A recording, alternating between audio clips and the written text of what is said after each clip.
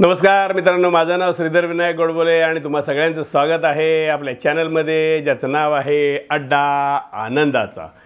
मित्रांनो, वाळवंटांमध्ये एक काफिला त्याचा सरदार घेऊन चाललेला असतो। त्याच्यामध्ये काही उंट असतात आणि बाकी सर्व लोक असतात।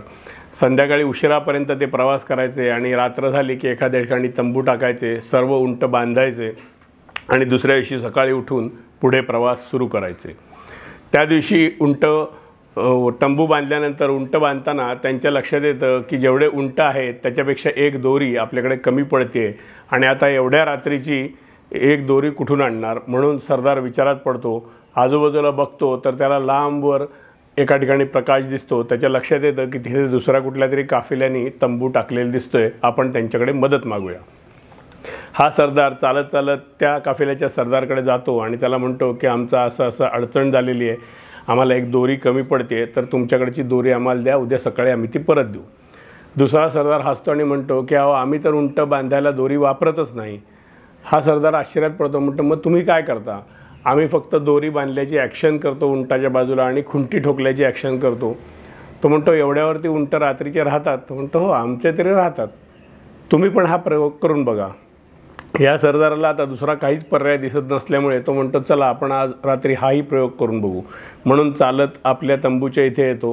ज्या उंटाला बांधायला दोरी नसते त्या उंटाच्या गळ्याभोवती दोरी बांधल्याची ॲक्शन करतो, दोरी पलीकडे घेऊन जातो, घेऊन गेल्याची ॲक्शन करतो आणि खुंटी ठोकल्याची ॲक्शन करतो आणि सर्वजण रात्री झोपी जातात। सकाळी उठल्यानंतर बघतात तर उंट जागेवर आहे। ते बघितल्यावर सरदाराला हायसं वाटतं, चला आपली ट्रिक कामी आली। बाकी सगळे आवरावर करतात, सर्व उंटांना उठवतात, पण हा उंट काही जागचा हालतच नसतो। आता ही नवीनच अडचण निर्माण झाली। तो सरदार पुन्हा त्या दुसऱ्या सरदाराच्या काफिल्याच्या इथे जातो आणि त्याला जाऊन विचारायला लागतो की म्हणतो अहो, तुम्ही काल दिलेली आयडिया एकदम सक्सेसफुल झाली, उंट जागेवरच आहे, पण आता एक वेगळीच अडचण निर्माण झाली। दुसरा सरदार म्हणतो काय अडचण झाली? अहो म्हणे आता तो उंट जागचा हालतच नाही आहे। त्याच्यावर दुसरा सरदार मोठ्याने हसतो आणि म्हणतो अहो, तुम्ही त्याची दोरी सोडलीत का? पहिला सरदार आश्चर्यचकित होतो, म्हणतो दोरी तर बांधलेलीच नव्हती, तर सोडायचा काय प्रश्न आहे? त्याच्यावर दुसरा सरदार म्हणतो दोरी बांधलेली नव्हती, ती नुसतीच ॲक्शन केलेली होती, हे तुम्हाला माहिती आहे, मला माहिती आहे, हे उंटाला कुठे माहिती आहे? तर तुम्ही परत जा आणि दोरी सोडल्याची ॲक्शन करा, बघा उंट उठून उभा राहील। सरदार परत येतो, खुंटी काढल्याची ॲक्शन करतो, दोरी सोडल्याची ॲक्शन करतो, उंट उठून उभा राहतो आणि ते पुढच्या प्रवासाला जातात। मित्रांनो, ही एक बोधकथा आहे। अशाच अनेक अदृश्य दोऱ्यांनी आपणही बांधलेल्या असतो किंवा लहानपणापासून आपण तशा समजुती करून घेतल्या असतात, जसं की गणित मला अवघड जातं किंवा भाषा मला येत नाही किंवा इंग्रजीची मला भीती वाटते किंवा स्टेजवर जाऊन बोलणं मला जमत नाही, एकट्याने विमान प्रवास करायची मला भीती वाटते।